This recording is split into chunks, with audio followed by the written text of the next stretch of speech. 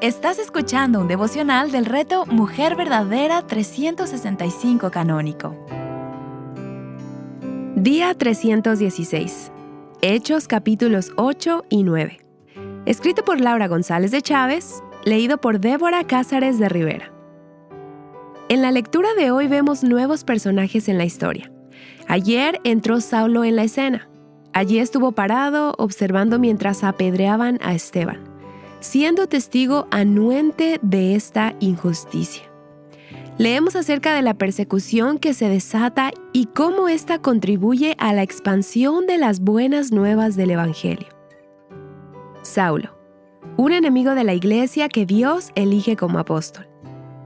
De acuerdo con su propio currículum, Saulo era judío nacido en Tarso de Cilicia, pero criado en esta ciudad, Jerusalén, educado bajo Gamaliel en estricta conformidad a la ley. Celoso de las tradiciones de sus antepasados y persiguiendo a la iglesia de Dios y tratando de destruirla. Circuncidado a los 8 días de nacer, del linaje de Israel, de la tribu de Benjamín, hebreo de hebreos. En cuanto a la ley, fariseo. En cuanto al celo, perseguidor de la iglesia. En cuanto a la justicia de la ley, hallado irreprensible. Leyendo acerca de cómo Saulo persigue a Dios mismo, haciendo estragos en la iglesia, persiguiendo a creyentes de casa en casa y arrastrándolos hasta la cárcel, no podemos creer que este sea el mismo Pablo que Dios hace parte de su familia y designa soberanamente como apóstol. Solo la misericordia de Dios y el milagro del nuevo nacimiento pueden hacer algo semejante. Leamos los siguientes pasajes. Cristo Jesús vino al mundo para salvar a los pecadores, entre los cuales yo, Pablo, soy el primero. 1 Timoteo 1:15. De modo que si alguno está en Cristo, nueva criatura es. Las cosas viejas pasaron. Ahora han sido hechas nuevas. 2 Corintios 5:17. El nuevo nacimiento de Pablo fue muy impactante. No todas las experiencias de regeneración lucirán así. Dios se revela de diversas maneras en nuestras vidas. Pero sí debe existir un momento en el que nos arrepentimos de nuestros pecados y confesamos a Cristo. Y los frutos de esta conversión deben ser visibles en nuestras vidas. Debe haber un antes y un después de tu encuentro salvífico con Jesucristo. Felipe, un gran evangelista bajo el poder del Espíritu Santo.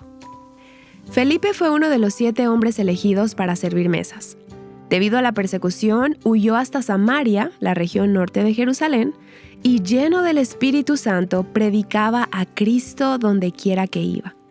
Y señales portentosas acompañaban el mensaje. Más adelante, un ángel le dirige por el camino de Jerusalén a Gaza.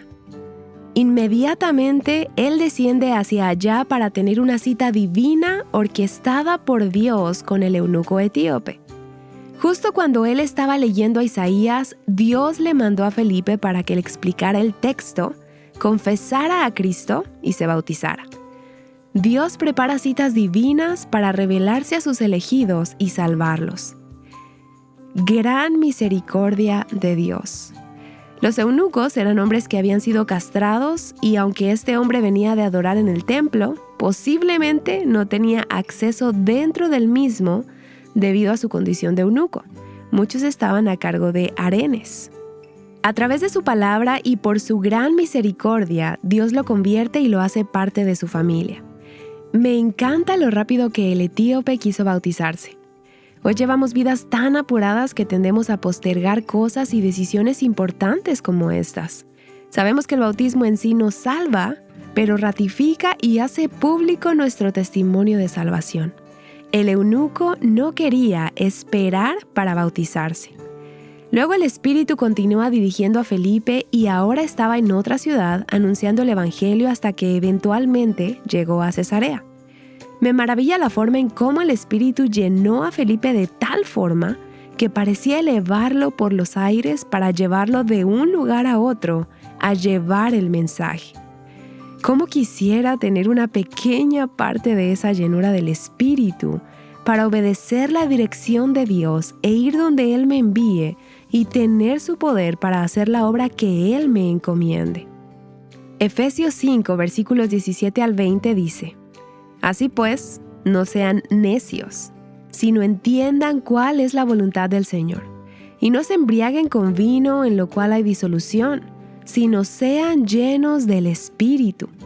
Hablen entre ustedes con salmos, himnos y cantos espirituales, cantando y alabando con su corazón al Señor. Den siempre gracias por todo, en el nombre de nuestro Señor Jesucristo, a Dios el Padre. Señor, embriáganos con tu Espíritu y danos tu poder. Satanás siempre trata de imitar el poder de Dios. Cuando Dios está obrando con poder, Satanás redobla esfuerzos. Mientras Felipe evangelizaba en Samaria, el mensaje fue corriendo hasta llegar a un conocido mago llamado Simón. Este hombre tenía a mucha gente asombrada con sus artes mágicas. Y es que a veces estamos más dispuestos a creer en la magia o brujería que en Jesucristo. Somos rápidas en creer en horóscopos, lectura de cartas, magia, feng shui, cristales, etc., sin darnos cuenta de que solo son mentiras que buscan esclavizar a sus seguidores y alejarlos de la verdad, con esperanzas vanas e ilusorias. Simón aparentemente confiesa al Señor y se bautiza, pero sus ojos estaban en las señales y en el poder de los apóstoles, ignorando totalmente cómo operaba el poder del Espíritu Santo a través de Felipe, Pedro y Juan. Simón ofrece dinero para obtener ese poder, desconociendo que a diferencia de esa magia que él practicaba, este poder no estaba a la venta, sino que Dios lo da gratuitamente a los que son suyos. El discernimiento espiritual le permite ver a Juan y a Pedro que Simón no era un creyente genuino. Parece haber estado fingiendo para alcanzar este poder y sumarlo a su repertorio de actos de magia. Al igual que Pedro, debemos estar alertas y practicar el discernimiento. La fe es más que un entendimiento y consentimiento intelectual del Evangelio. Tú crees que Dios es uno. Haces bien. También los demonios creen y tiemblan. Santiago 2:19. En América Latina hay mucho animismo y ocultismo entremezclados con el cristianismo.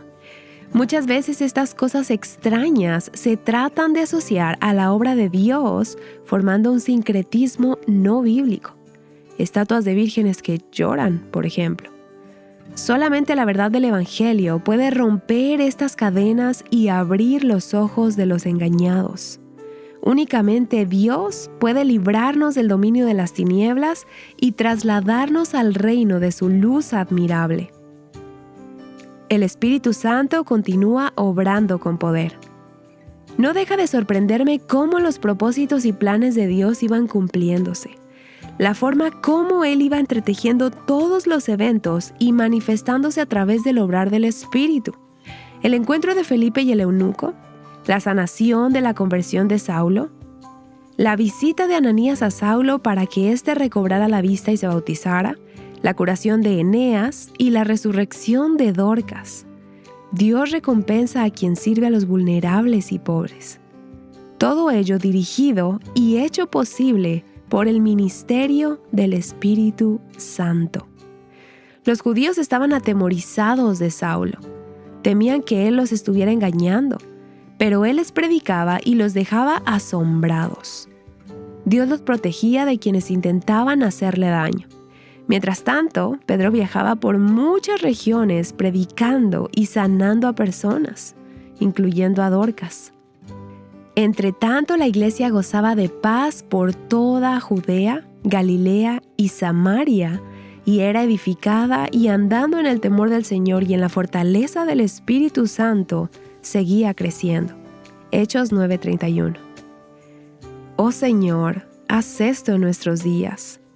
Muestra tu poder en medio de tu iglesia para que muchos puedan conocerte y ser salvos. ¿De qué forma te ha ministrado este libro hasta ahora? ¿Cómo ha animado o retado tu fe? ¿Cómo puedes ver la soberanía de Dios actuando en estas historias? ¿Qué pasaje de la lectura de hoy usó el Señor que fue de ánimo para ti? Déjalo en la sección de comentarios para que sea de ánimo a otra mujer.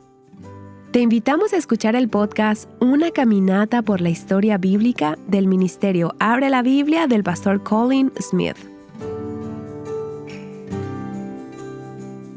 Para más recursos como este, visita nuestra página web avivanuestroscorazones.com.